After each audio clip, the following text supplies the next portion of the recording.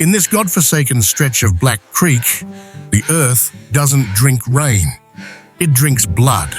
And occasionally it swallows the innocence of those who don't belong here. The sun stood high at its zenith, hanging overhead like a bloodshot eye, scorching everything beneath it.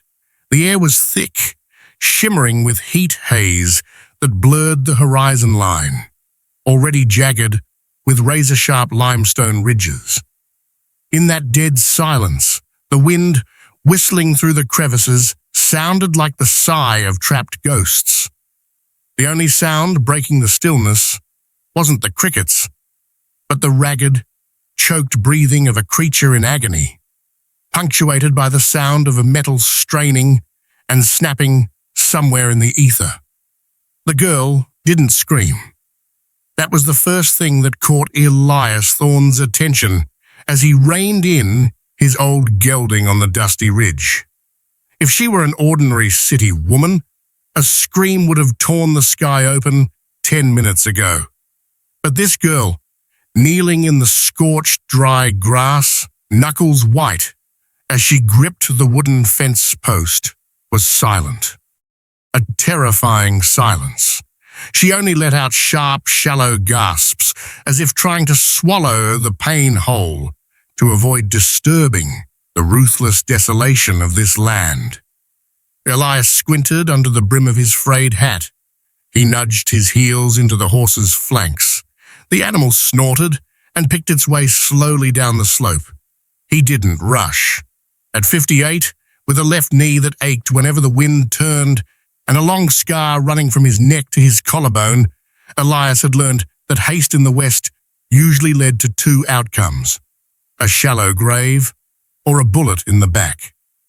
But as he drew closer, close enough to see the bright crimson spreading across the pale blue fabric of her skirt, Elias knew he was wrong. This wasn't an accident. The girl heard the dry thud of hooves. She lifted her head. Her face was smeared with dirt, sweat plastering brown tendrils of hair to her forehead, lips cracked and white from blood loss.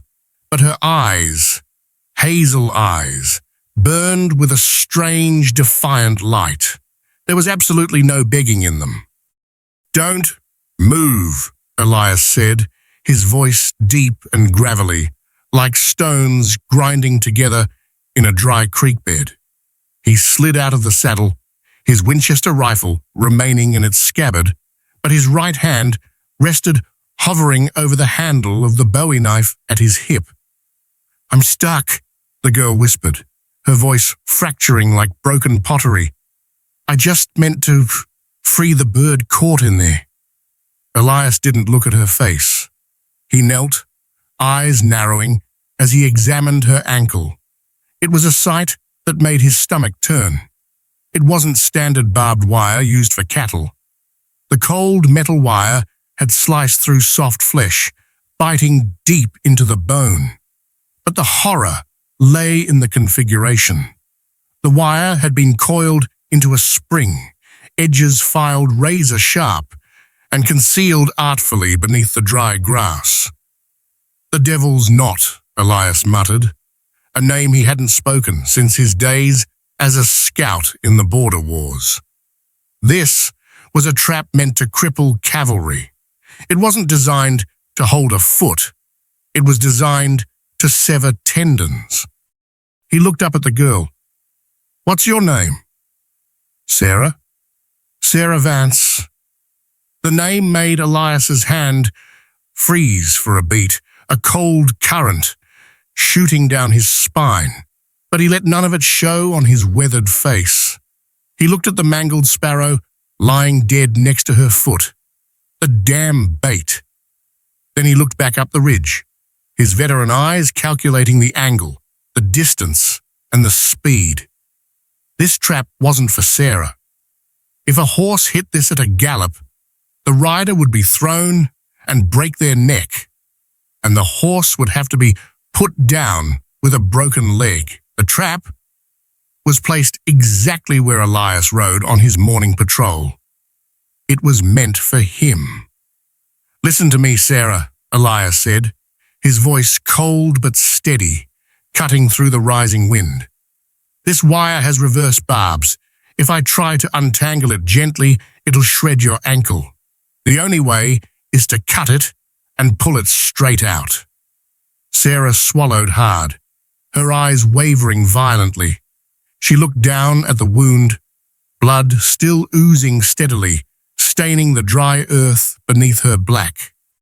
You do it. Elias drew his knife. The Damascus steel blade caught the harsh sunlight, flashing a cold glint. He untied the dirty bandana from his neck, balled it up, the scent of sweat and road dust wafting from it. Bite down on this. Don't bite your tongue. Sarah took the cloth, stuffing it into her mouth. Elias pulled a pair of heavy wire cutters from his back pocket, a tool he always carried for fence work. He slid the jaws of the cutters against her skin, right where the metal bit deepest. 1, 2. He didn't get to 3. The metal snapped with a dry pop. Sarah convulsed, her body arching like a bow. But the scream was stifled in her throat, escaping only as a gut-wrenching whimper. Blood surged. Elias moved fast, jerking the barbed segment free in one motion. He pressed his hand hard over the wound to staunch the flow, ignoring the hot, sticky blood coating his fingers. Sarah passed out. Her hazel eyes rolled back, head dropping onto his shoulder, body going limp. Elias Thorne exhaled, the metallic tang of blood mixing with the scent of burnt grass filling his nose, the specific smell of death. He looked up toward the distance, where the boundary of his ranch met the Badlands. On a far ridge, nearly lost in the trembling heat, a silhouette on horseback was quietly turning to ride away. The enemy had sent their regards, and Elias had just received them in the blood of an innocent. Elias's cabin sat tucked between two sheer cliffs, where the wind howled every night, like the mourning of lost souls. The interior was Spartan to the point of poverty, a soot-blackened fireplace, a cracked oak table, and old animal pelts hanging on the walls. There was no warmth, no woman's touch. Everything was coated in a thin layer of time and neglect. Elias laid Sarah on his single bed, the only straw mattress in the house. He moved with the precision of a man who had lived alone too long. Everything had a place, and nothing was allowed to shift. He poured water from a wooden bucket into a basin, scrubbing his hands with black soap, the acrid smell overpowering the copper scent of blood. Then he retrieved a bottle of cheap whiskey from under the bed, a roll of white cloth turning yellow with age, and a leather sewing kit. Sarah began to stir. Pain dragged her back from the void, pulling her into brutal reality. "Drink!" Elias lifted her head, pressing the bottle to her lips. "It's cheap. It burns, but it'll keep you from feeling the needle." Sarah coughed violently as the fiery liquid slid down her throat, but she forced herself to swallow. Her face contorted, sweat breaking out like rain, soaking the pillow. Elias poured the rest of the alcohol over the open wound on her ankle. Sarah hissed, hands gripping the edges of the wooden bed frame, muscles taut as piano wire. "I have to stitch it," Elias said, threading the needle. "It's going to leave a scar, an ugly one." "Just do it," Sarah rasped, her voice weak but steady. "My father said scars are proof that we survived." Elias's hand paused in midair for a fraction of a second. "My father said," that phrase, combined with the name Vance, was like a spike driven into his dusty memory. He looked at the girl more closely under the flickering light of the oil lamp. High forehead, stubborn chin. Damn it. He knew that face. He began to stitch. The needle pierced tough skin and flesh. He went without mercy, not out of cruelty, but because he knew hesitation only prolonged the agony. With every stitch, Sarah held her breath, but she absolutely refused to cry. When the final knot was tied and the wound neatly bandaged, Elias stood up, wiping his hands on his rough trousers. He walked to the table, poured himself a full cup of whiskey, and downed it in one go. The heat of the liquor ran through his veins, but it wasn't enough to chase away the chill spreading in his chest. "Why are you here, Vance?" Elias asked, his back still turned to her, staring into the pitch blackness outside the window. Behind him came the rustle of fabric as Sarah struggled to sit up. "My father, he passed 3 months ago." Sarah's voice was small but clear in the quiet room, echoing with loss. "He told me if I had nowhere left to go, find Black Creek Valley. Find a man named Elias Thorne." Elias closed his eyes. The past rushed back like a flash flood, washing away every barrier he had built. The roar of cannon fire, the acrid stench of gunpowder, and the image of a man falling face down in the mud to shield Elias's retreat. Marcus Vance, his only friend, the brother-in-arms who had literally died in his place. "And what did he tell you to bring?" Elias asked, his voice harsher than necessary to hide the lump rising in his throat. "This." Elias turned. In Sarah's small palm, calloused from labor, lay a tarnished silver pocket watch. The glass face was shattered, the hands frozen forever at 4:15. Elias stepped forward, taking the watch. His rough thumb brushed over the back casing, feeling the indentations of the engraving. The worn handwriting was still legible in the dim light. "For Elias, for the roads we walked and the ones I couldn't." It was a blood debt. A debt Elias thought he had escaped by crawling into this desolate valley, living like a ghost for 20 years. But now that debt had returned, manifesting in the form of a 22-year-old girl with a crippled leg and eyes full of hope. "He said you were a good man," Sarah said, watching every micro-expression on his face, "that you would help me." Elias scoffed, a dry sound devoid of mirth, like rotting wood snapping. He tossed the watch back to her. "Your father was a good soldier, Sarah, but he was a terrible liar. I'm no good man, and looking at your leg, I'm not much help to anyone either." He turned, walking toward the door, heavy boots thudding against the floorboards. "Rest. In the morning, I'll take you to the stagecoach to get you out of here." "I'm not leaving," Sarah said loudly, her voice hardening, ringing through the small room. "I sold everything to get here. This is my last stop." Elias didn't answer. He stepped out onto the porch and slammed the door, shutting the girl and his past behind the thick wood. Outside, night had fallen over Black Creek Valley, swallowing the last remnants of light. A cold wind blew from the canyon, carrying the scent of rock and sagebrush. Elias sat in the old rocking chair on the porch, the rhythmic creak sounding hauntingly loud. He laid the rifle across his lap, fingers toying with the cold trigger. He pulled the segment of bloody barbed wire from his pocket under the pale moonlight. He examined it closely. It wasn't the wire sold at the town general store. Heavier gauge, black-tempered steel, and most importantly, when he rubbed his thumb over it, he felt a sticky, viscous grease. Elias brought his finger to his nose. A sharp chemical smell assaulted his senses.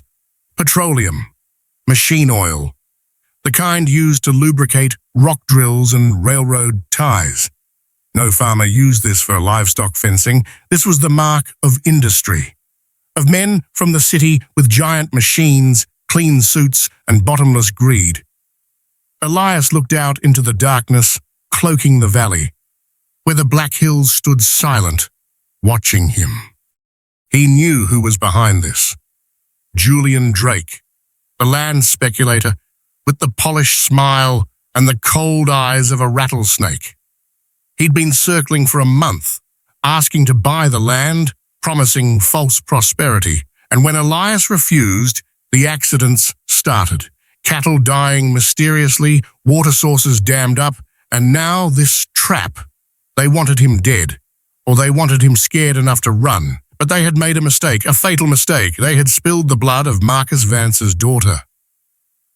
Elias Thorne pulled a crumpled pack of tobacco from his shirt pocket, fingers trembling slightly as he struck a match. The flame flared, illuminating the long scar on his neck, making it look jagged and savage. He took a deep drag, letting the harsh smoke fill his aging lungs, waking up every dormant cell. The demon inside him, the thing he had tried to bury for 20 years under dust and solitude, had just opened its eyes.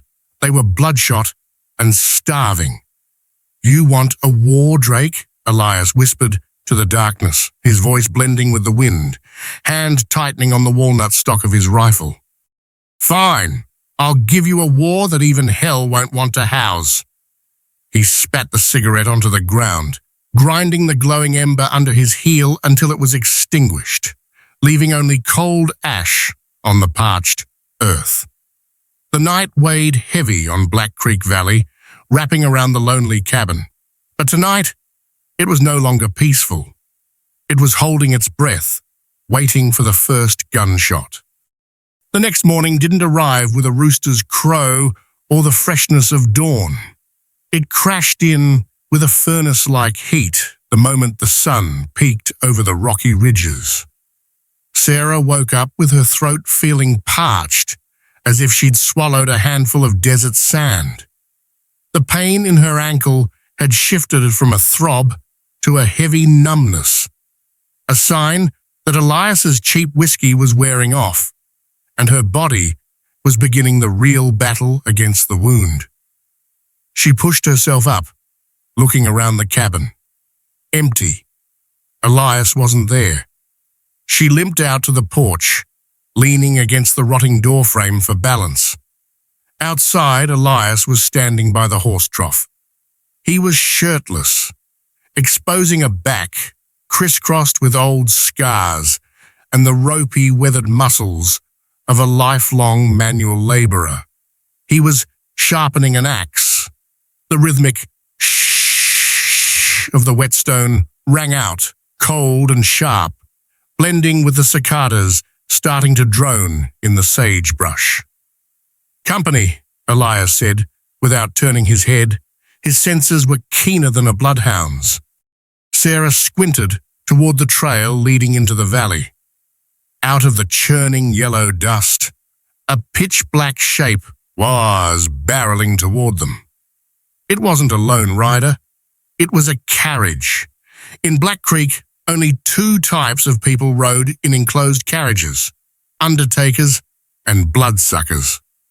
The coach was glossy black, varnished so heavily it reflected the harsh sun like the shell of a giant beetle. Red-rimmed wheels spun, crushing the dry grass by the roadside. The two horses pulling it were thoroughbred blacks, sleek as velvet, larger and healthier than any creature living its meager existence in this godforsaken valley.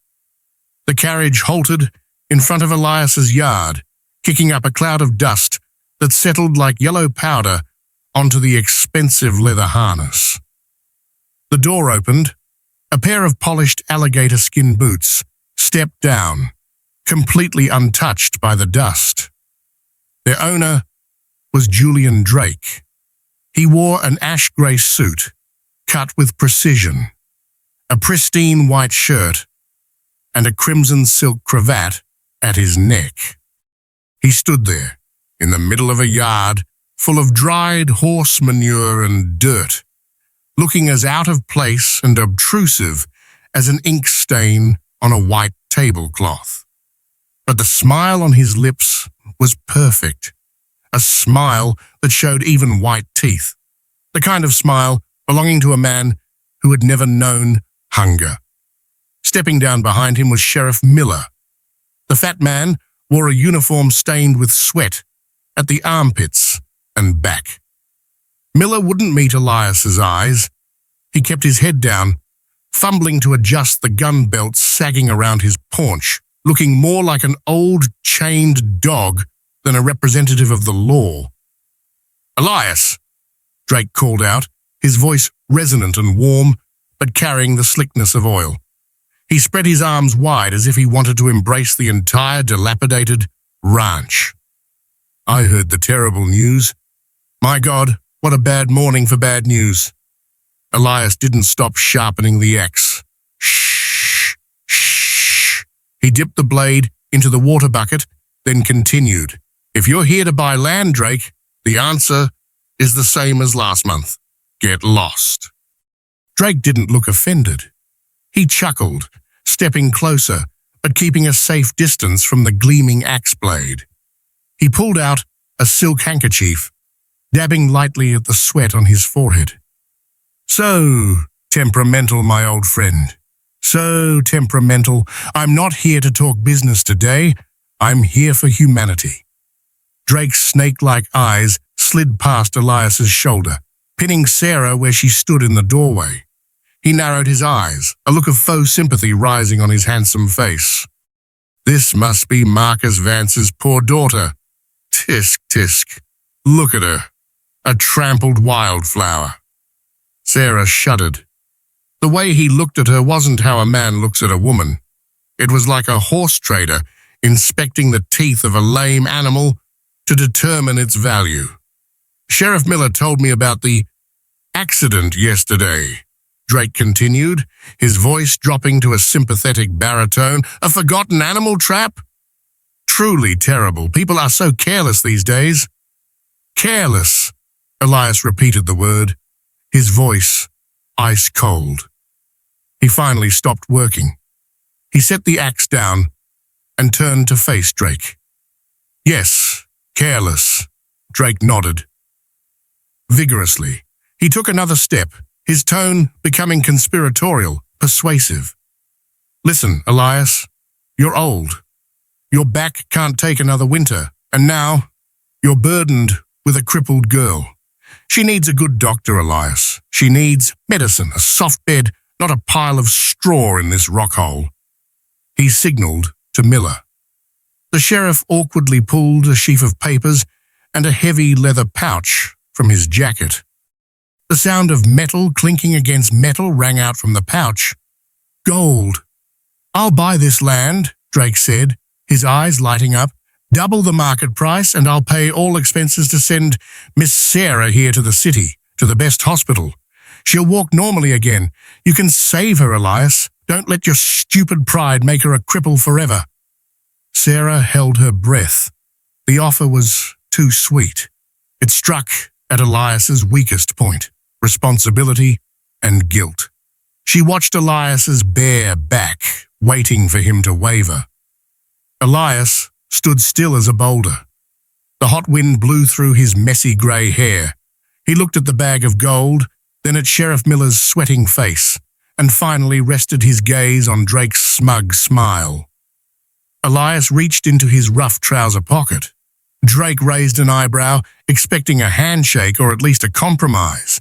But Elias didn't pull out a hand to shake. He pulled out a black twisted object. He tossed it onto the exquisite portable tea table the driver had just set up to pour Drake a cold lemonade. Clang! The sound of metal hitting the wooden table rang out harshly, making Drake's black horse startle and whinny. Sitting arrogantly on the table, next to Drake's glass of iced lemonade, was the segment of dried, bloody barbed wire. It was black, hideous, with sharp barbs extending like the claws of a beast. The smell of metallic blood and acrid petroleum rose up, overpowering Drake's expensive cologne. The smile on Drake's lips vanished. He looked at the barbed wire as if he were looking at a venomous snake.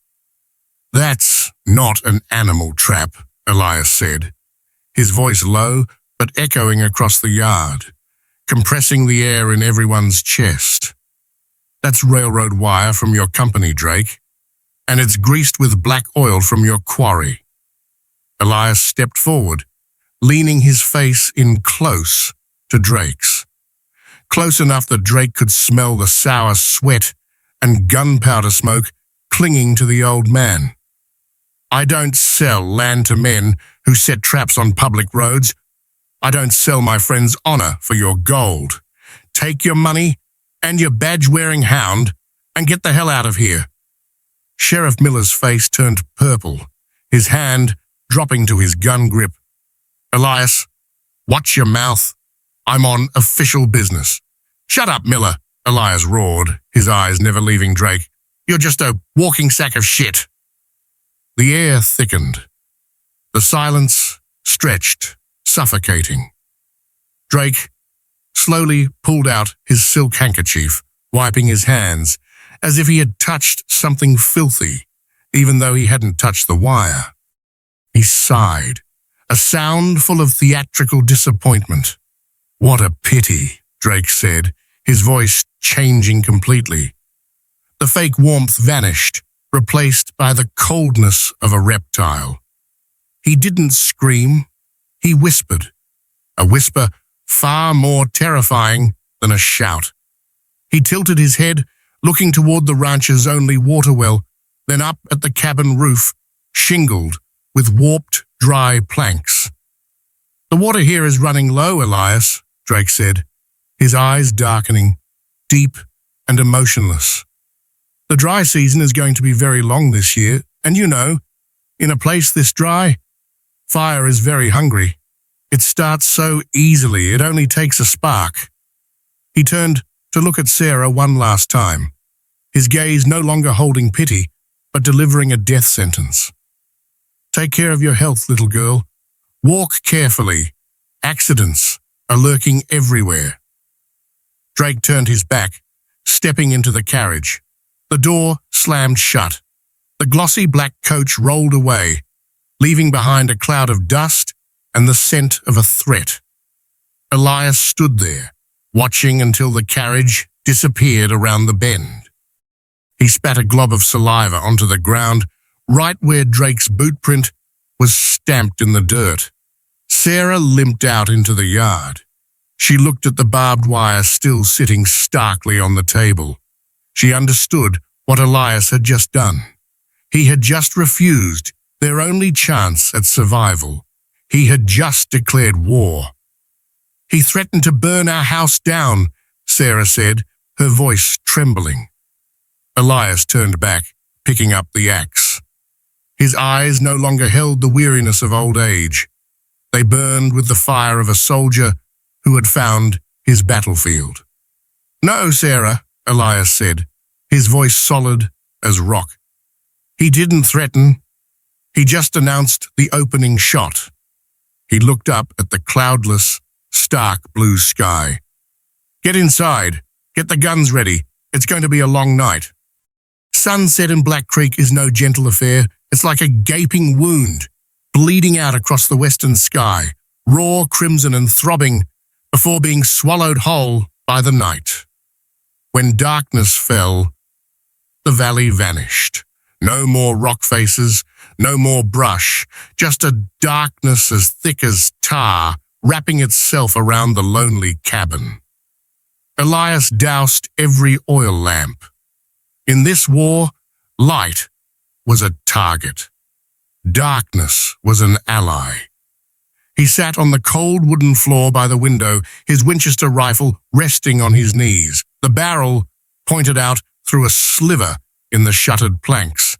His breathing was slow and even, syncing with the rhythm of the night. "Are they coming?" Sarah whispered from the corner of the bed, where she sat clutching Elias's old 1851 Colt Navy revolver. "They're already here," Elias replied curtly. He couldn't see them, but he could feel them. The silence tonight was too perfect. The crickets had stopped chirping. The coyotes, which usually howled when the moon rose, were dead silent. Something, or some things, were moving out there, suppressing nature itself. And then it began. Oh! A howl tore through the stillness. It sounded like a wolf, but longer, more bone-chilling, and it ended with a jagged, manic cackle. Not a wolf. Shoo! A second howl answered from the opposite direction, then a third, a fourth. They echoed from all sides, encircling the house. The men outside weren't attacking yet. They were playing. They wanted to break the spirits of the two lonely souls inside before they broke their bones. "Don't listen," Elias said, his hand tightening on the wooden stock of his rifle. "That's just the sound of two-legged curs." Suddenly, a halo of light erupted to the east, brilliant and angry. "The hay barn!" Sarah gasped.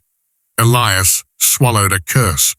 Violent orange flames were already licking up the sides of the dry hay storage, the only food source for his old horse through the coming winter.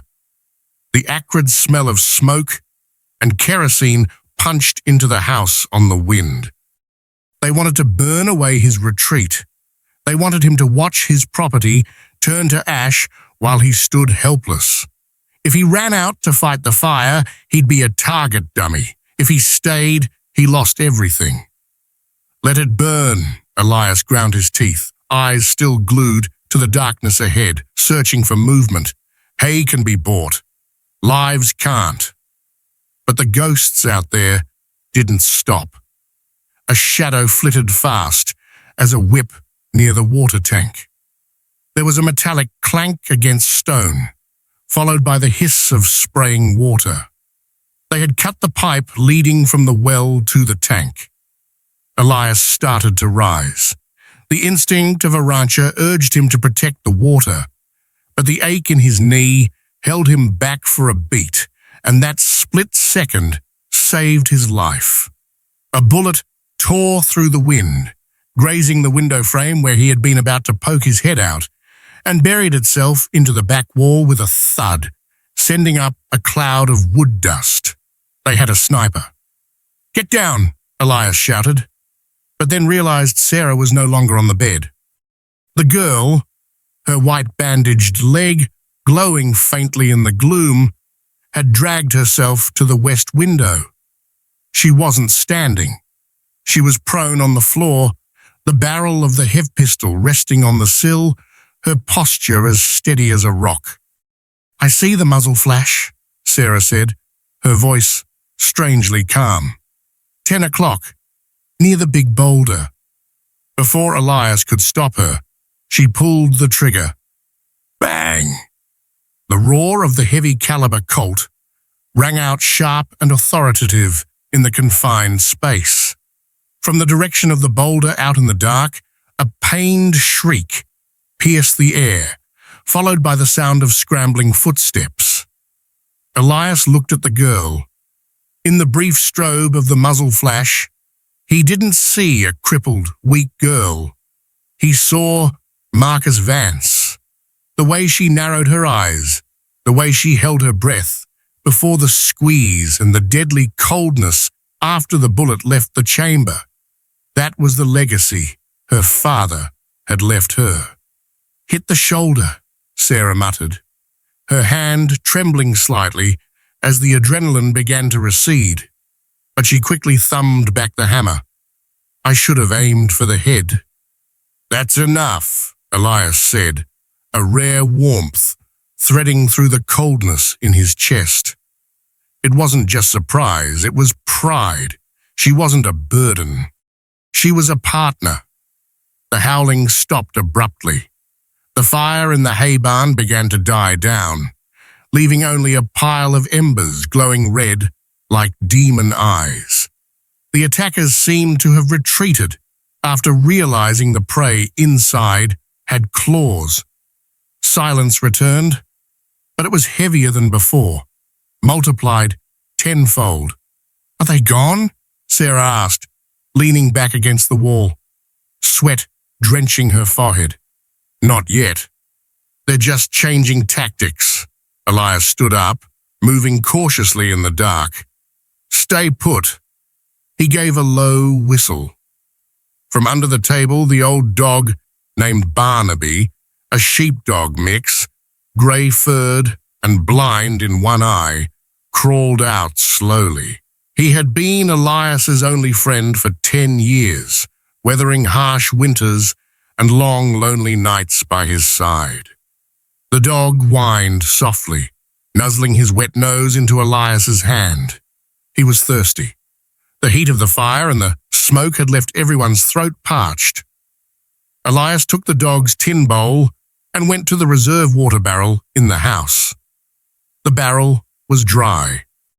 He remembered the outside pipe was cut, but the hand pump on the back porch should still work. "Wait there, old friend," Elias whispered. He cracked the back door, scanned the area thoroughly, then quickly slipped out to pump a full bowl of water. No gunshots.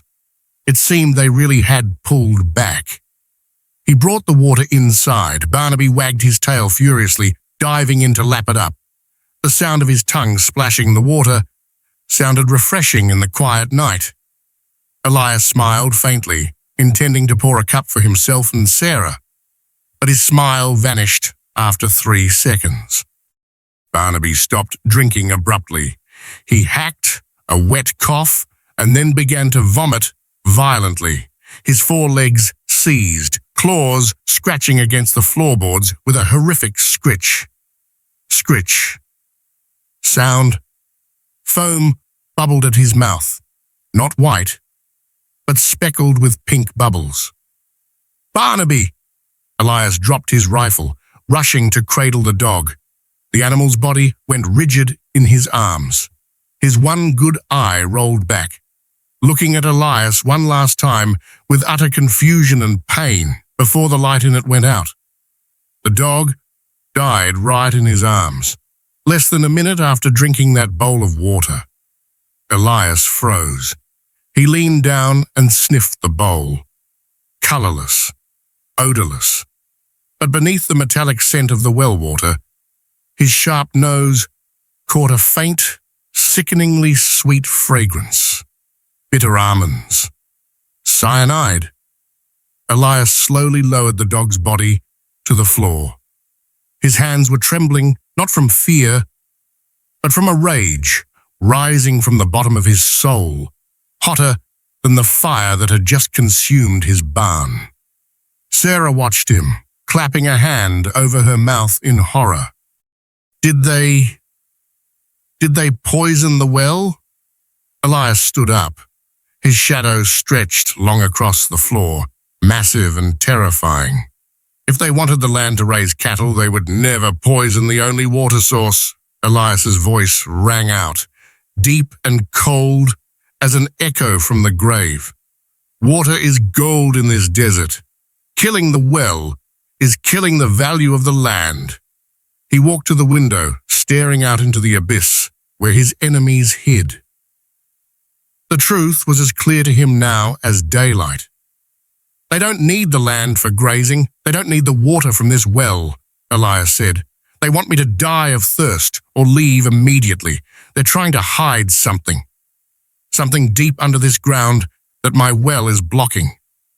He turned back to Sarah, and this time his eyes held none of the hesitation of an old man wanting a quiet life. They killed my horse with a trap. They burned my grass. And now they've killed Barnaby. Elias picked up the Winchester, chambering around with a dry, decisive clack.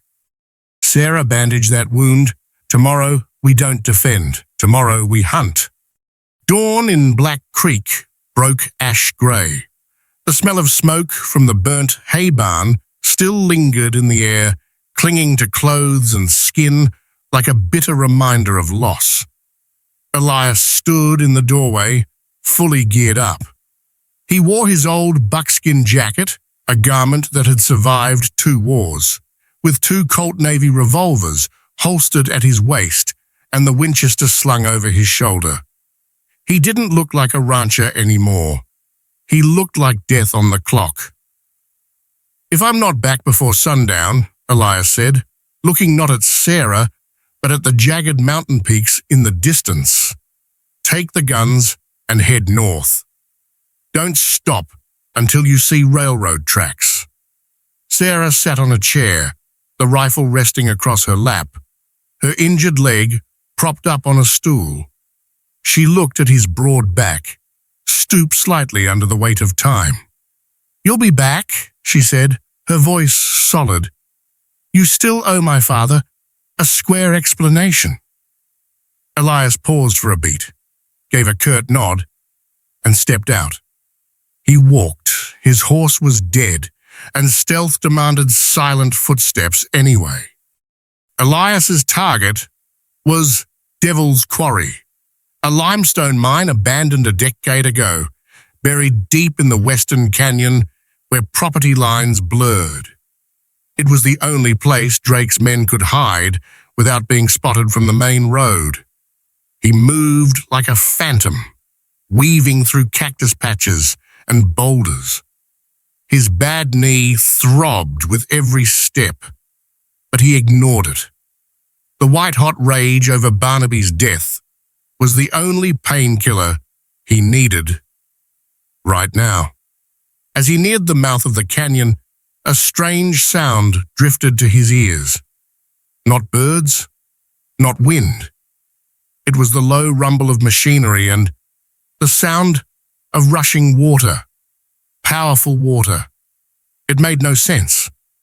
Black Creek was in the middle of a drought. The natural creeks were bone dry, cracked like alligator skin. So where was that water coming from? Elias climbed a high ridge, went prone, and peered down into the basin of the old quarry through his binoculars. The sight below made his blood run cold.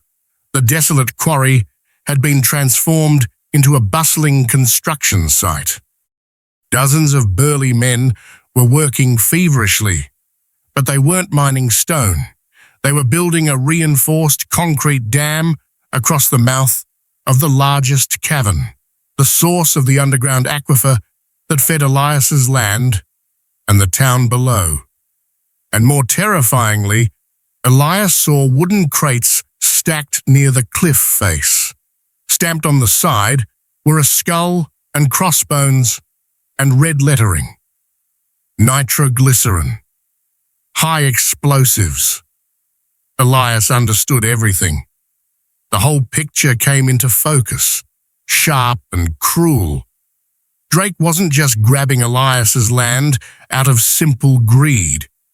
He had used explosives to shatter the smaller aquifers, diverting all the water pressure to this single cavern. He was damming the flow. He was turning the region's shared water vein into his private reservoir. When this dam was finished, Drake would be the god of Black Creek. He would own every drop. When the drought peaked, the townspeople would be on their knees begging to buy buckets of water at extortionate prices or selling their land to him for pennies to build a hydroelectric plant. Elias's well hadn't been poisoned to kill him. It was to force him to leave, so Drake could swallow the land sitting right on top of the main artery without a lawsuit. "You sons of bitches," Elias hissed through his teeth. He needed proof. A geological map was spread out on a field table in the middle of the site, where a bespectacled man was pointing. Elias needed to get closer to see the official stamps. He crawled down, using the shadows of the boulders. He got close, 50 yards from the table. He could hear Drake laughing. "Just 3 more days, Mr. Drake," the engineer said. When the dam closes, this valley will be as dry as a dead cactus. You can charge whatever you want for a bucket." Elias tightened his grip on the gun. He had heard enough. He started to inch backward, millimeter by millimeter. Click! A tiny sound rang out behind him. Not a shifting rock. It was the sound of a safety catch being thumbed off. Elias didn't turn his head. Battlefield instinct screamed in his skull. He barrel-rolled to the right instantly. Bang! A bullet plowed into the dirt exactly where his head had been a second ago. Rock shards sprayed into his face, stinging like wasps. "He's here! Kill him!" A shout went up. Elias scrambled up, the Winchester in his hands already cocked. 10 yards in front of him stood the ghost, the man who had trapped Sarah. He wore a black duster, face covered, holding a long-barreled rifle. Elias pulled the trigger without aiming. His bullet took the ghost in the shoulder, sending him staggering back, dropping his rifle, but Elias had no time to finish him. The quarry erupted. Gunfire popped like roasting corn. Bullets whizzed around him, chipping sparks off the canyon walls. "Take him alive! Don't let him leave with the news!" Drake screamed from below. Elias dove into a narrow fissure between two cliffs. This was his only advantage. He knew this quarry since before Drake's men were out of diapers. He knew the shortcuts the maps didn't show. He ran up the rocky slope, lungs burning like fire. Bullets nipped at his heels. Suddenly, a shadow leaped out from the ledge above, blocking his path. A massive mercenary with a bowie knife. He charged Elias with the force of a bull. The two grappled on the jagged rock. Elias was older, weaker, but he had experience. He slammed the rifle butt into the man's temple, but the brute wouldn't let go. In the struggle, a sharp crack echoed from below. One of Drake's snipers had found an angle. Elias felt like someone had swung a sledgehammer into his left shoulder. A massive force threw him backward. The pain didn't hit immediately. It was just numbness. His left arm hung limp, useless. Hot blood began to spray, soaking his sleeve. The mercenary grinned, lunging to finish off the wounded old man. Elias gritted his teeth, his right hand drawing the Colt Navy from his belt. Bang! Bang! 2 shots at point-blank range. The mercenary toppled backward, falling off the cliff edge. Elias staggered up. Blood streamed down his arm, dripping onto the white rocks. His vision began to blur. "Up there! Go up!" Heavy footsteps were closing in. Elias looked around. He was cornered. In front was the drop into the quarry. Behind was a sheer cliff face.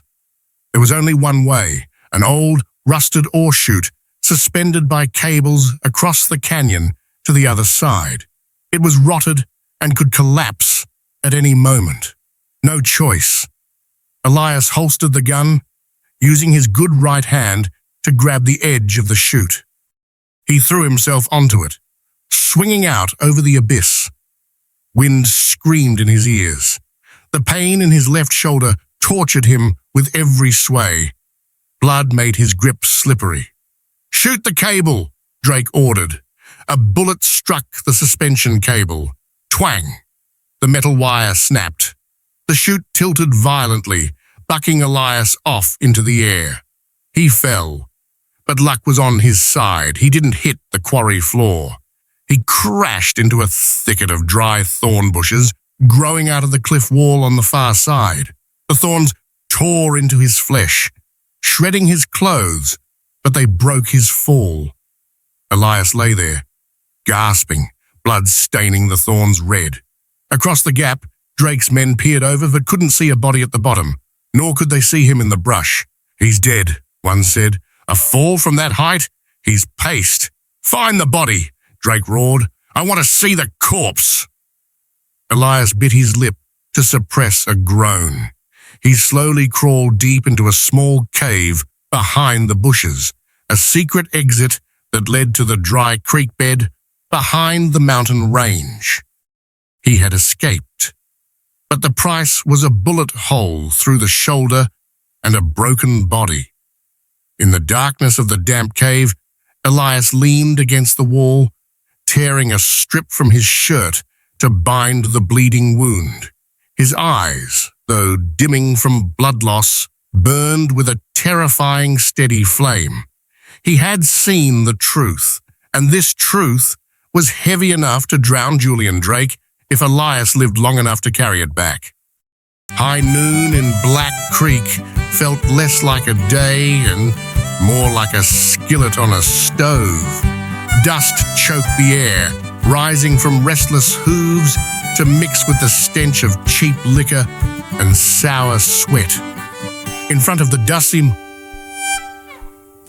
Dust Bowl Saloon, Julian Drake stood on a hastily erected wooden podium, arms spread wide, his ash-grey suit miraculously free of a single wrinkle. He was campaigning for mayor. "We are facing the worst drought in history," Drake bellowed, his voice dripping with manufactured passion. "But I, Julian Drake, promise to bring water back to you. I will build dams, I will drill wells. All I ask is that you trust me to manage this land." The crowd below, gaunt farmers, with eyes sunk deep in sockets of worry, offered scattered, fearful applause. They were desperate. They needed a savior, even if he was a devil. Suddenly, the applause died.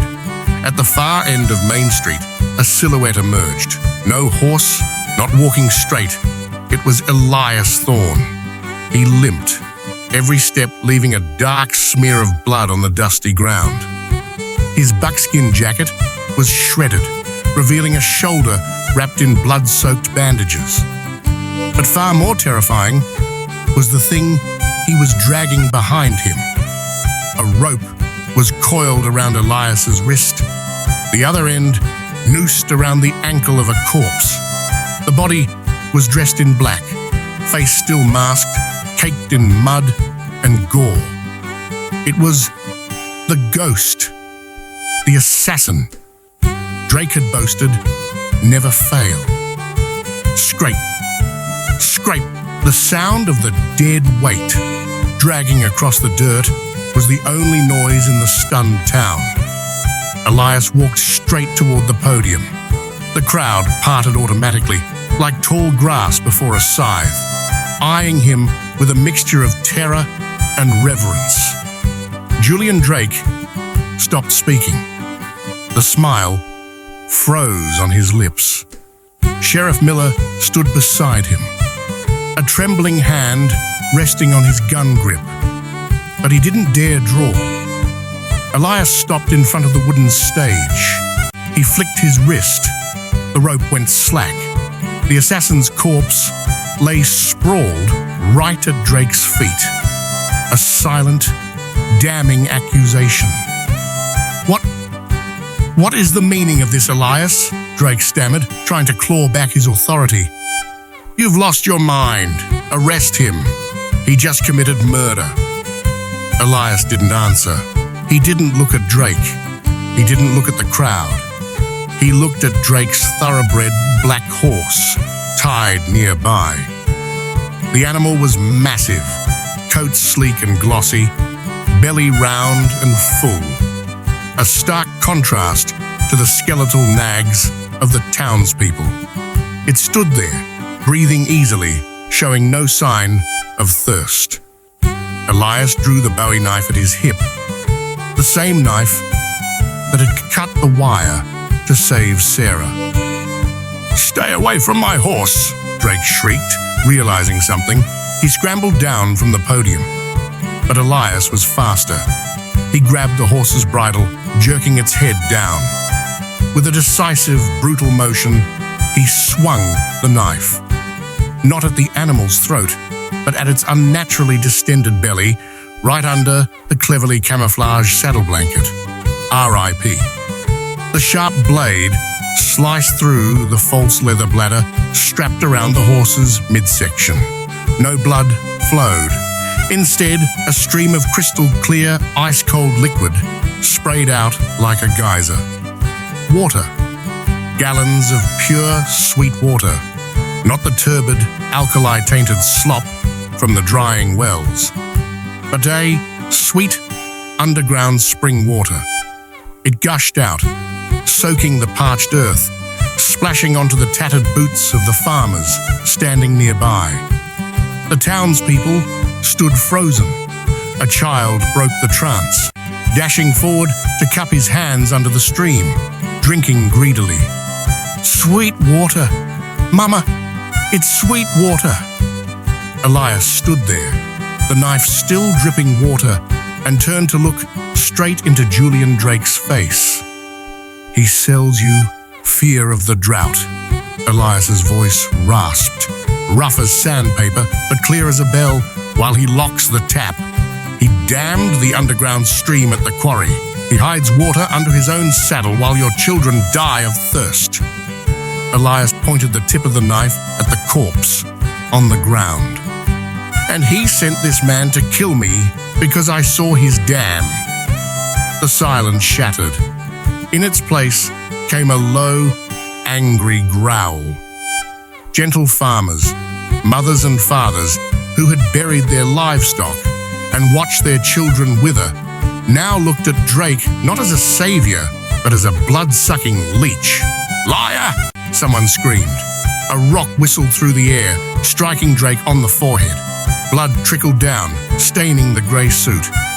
"Stay back. Let me explain." Drake retreated, his face drained of colour. He turned to Sheriff Miller. "Shoot him! Miller, shoot the old man. What do I pay you for?" Sheriff Miller looked at the crowd, closing in with hoes and shovels.